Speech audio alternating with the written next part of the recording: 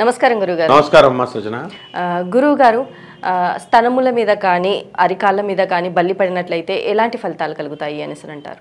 ఇప్పుడు మనకి స్త్రీలు వెళ్ళకెళ్ళా పడుకుంటారు.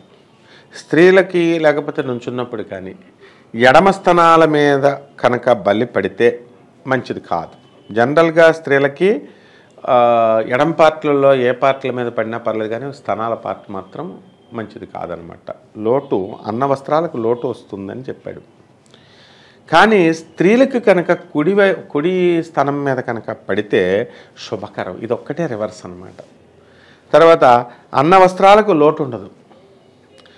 ఆడంబరమైనటువంటి విలువైనటువంటి వస్త్రాలు ధరిస్తారు. ఇక్కడ మగాళ్ళకి స్థనాలు ఉండవు కాబట్టి, చిన్నగా ఉంటాయి కాబట్టి ఆ శాస్త్రం ఆడవాళ్ళకి అప్లై చేసేసిందనమాట. Okay, right. స్తనాగ్రమునందు అంటే చనుబాల మీద కనుక స్తనము మొనపైన కనుక పడితే అత్యంత శుభకరము అని చెప్పాడు. అలాగే ధన కనక వస్తు వాహనాలు అన్నీ కూడా లభిస్తాయి, ధనలాభం ఎక్కువగా ఉంటుంది అని చెప్పబడింది. నెక్స్ట్ పిరుదుల దగ్గరికి వద్దాం. ఈ కుడి పిరుదుల మీద కనుక ఎవరికైనా సరే మగవాళ్ళకి పడినట్లయితే సుఖ సంతోషాలు ఉంటాయి అన్నాడు. అలాగే ఎడమ పిరుదుల మీద కనుక పడినట్లయితే ద్రవ్యలాభము ఐశ్వర్య ప్రాప్తి రెండు లాభాలే. కాబట్టి పిరుదులకి ఆడవాళ్ళకైనా మగవాళ్ళకైనా నో ప్రాబ్లం. ఇక అరికాళ్ళు లోపల, అరికాళ్ళు అంటే కాళ్ళు ఇలా తెరిచితే లోపల ఉండేది. ఆ అరికాలు ఎందు కనుక మనకి ఈ బల్లి పడితే పేరు ప్రతిష్టలు వస్తాయి, సన్మానాలు, అధికార లాభాలు, పదవీ యోగాలు ఇవన్నీ అనుకోకుండా వచ్చేస్తాయని సూచిస్తుంది. తర్వాత శిశ్నము, ఈ యొక్క లింగంపై కనుక బల్లి పడితే ధనధాన్య సమృద్ధి, సంతాన ప్రాప్తి కలుగుతుందని చెప్పాడు. అలాగే లింగము పైభాగాన పడినట్లయితే దాంపత్య సౌఖ్యం ఉంటుందన్నాడు. లింగం పైన రోమాల యందు కనుక బల్లి పడితే వాడు దేశదిమ్మరై తిరుగుతాడు, వెగబాండ్ అవుతాడు అని చెప్పబడింది. ఇక ఆసనము, ఆసనము యొక్క పూసయందు బల్లి పడితే ధాన్య లాభాలు కలుగుతాయి అన్నాడు. అండ్ ఆసనంపై కనుక బల్లి పడితే మంచిది, శుభాలు జరుగుతాయి అన్నాడు. ఆసనం అంటే యానస్ అన్నమాట.